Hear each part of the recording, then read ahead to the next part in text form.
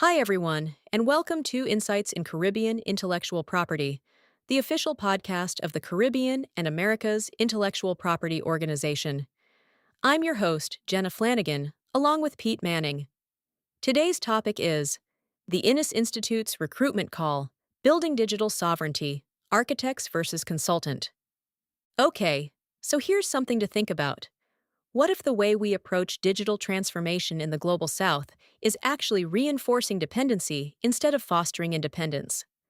That's the big idea we're diving into today. That's a bold way to start, but it makes sense.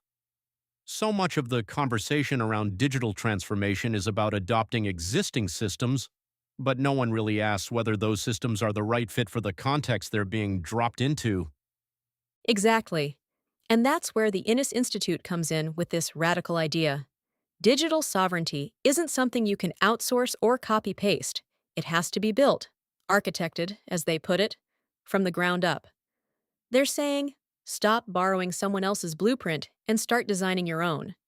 That's such a powerful metaphor. It's like trying to build a house using plans drawn up for a completely different climate. Sure, it might stand for a while, but eventually the cracks start to show. What's the Institute's take on why this keeps happening? Well, they argue that it's rooted in what they call the digital plantation model. It's this idea that nations in the global south are often locked into systems of technological dependence.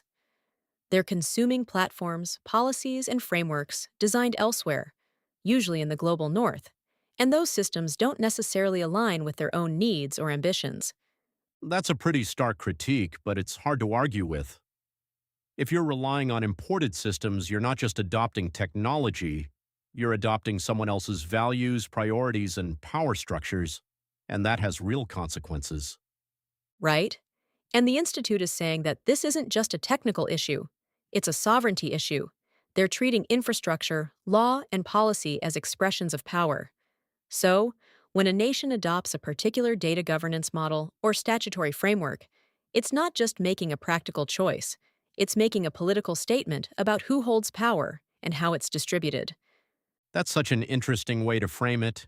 It's not just about the tools you use, it's about the logic those tools embody. So, what's their solution?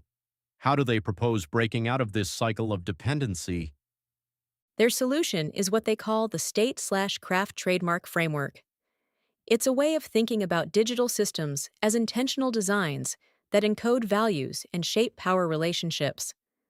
They're looking for what they call sovereign architects, people who can design these systems with a deep understanding of local contexts and global dynamics. Sovereign architects, that's such a compelling term. It's not just about being a technical expert or a policy wonk. It's about being a builder, someone who can create systems that are both functional and reflective of a nation's ambitions. Exactly. And they're very clear about the distinction between architects and consultants. Consultants, in their view, are often brought in to diagnose problems and propose solutions, but they usually work within the constraints of existing systems. Architects, on the other hand, are there to build something entirely new, something that's rooted in the values and priorities of the communities they're serving. That's such a critical distinction. Consultants might deliver a report and move on, but architects are in it for the long haul. They're co-creators, working alongside governments and institutions to build something sustainable and sovereign. And that's reflected in the roles they're recruiting for. These aren't your typical job descriptions. For example, the sovereign liaison and chief of staff role is about navigating the complex intersections of diplomacy, policy, and strategy to build trust and partnerships. It's a role that demands both precision and creativity. And then there's the lead legal architect. That role is fascinating because it's about translating big, often abstract ideas like decolonial theory into enforceable laws. Whether it's intellectual property, AI liability, or data sovereignty, the law here isn't just a set of rules, it's a tool for shaping the future. The technical systems architect is another standout role. This one challenges the idea that technology is neutral. The Institute is saying that even the way you build your digital infrastructure reflects your values and priorities. It's governance by design, and it's deeply political. And let's not forget the global intelligence lead.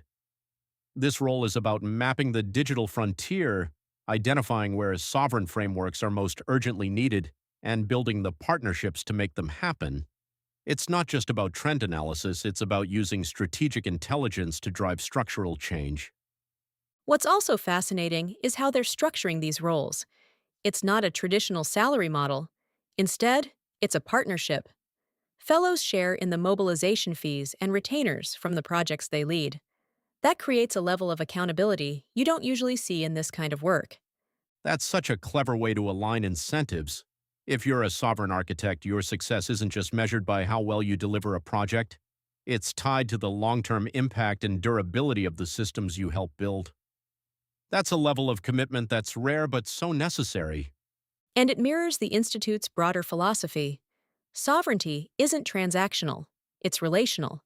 It's about building trust and partnerships that last. And that's especially important given their focus on the global south. They're very clear about that focus. This isn't about importing expertise from the global north. It's about cultivating talent and ideas from within the regions they're working in, places like the Caribbean, Africa, and Southeast Asia. It's a rejection of the idea that solutions have to come from outside. And that's reflected in their application process, too. They're not looking for traditional markers of prestige, like degrees from elite universities or fancy job titles. They want a sovereignty statement. They want to know how your work aligns with their state/craft trademark pillars. It's about practice, not credentials. That's such a refreshing approach. It's saying, show us what you've done, show us how you think. It's an invitation to reimagine what expertise looks like, who gets to be an expert, and what kind of work counts as expertise. It's also a challenge. The Institute is essentially saying, if you're ready to stop borrowing and start building, the door is open. But this isn't easy work. It's complex, it's political, and it's deeply structural. They're not looking for quick fixes. They're looking for people who are ready to dig in and do the hard work of designing what comes next. And that's what makes this so exciting. As digital systems become more central to how nations operate, economically, politically, culturally, the question isn't whether they'll adopt governance frameworks, it's whose logic those frameworks will embody. The Inniss Institute is stepping in at a critical moment to say, let's make sure it's ours. It's a bold vision, no doubt about it. But it feels necessary. If the global south is going to chart its own course in the digital era, it needs architects, not consultants, builders, not borrowers. And that's a message worth paying attention to. Absolutely. For anyone listening who feels called to this kind of work, the invitation is clear. The question is, are you ready to answer it? If you are, go to www.innissinstitute.org and apply through admin at innissinstitute.org. Thanks for joining us on this episode of Insights in Caribbean Intellectual Property. Please follow us wherever you listen to this podcast so that we can let you know when there's a new episode. If you listen to us on YouTube, please like, subscribe, and share. See you next time.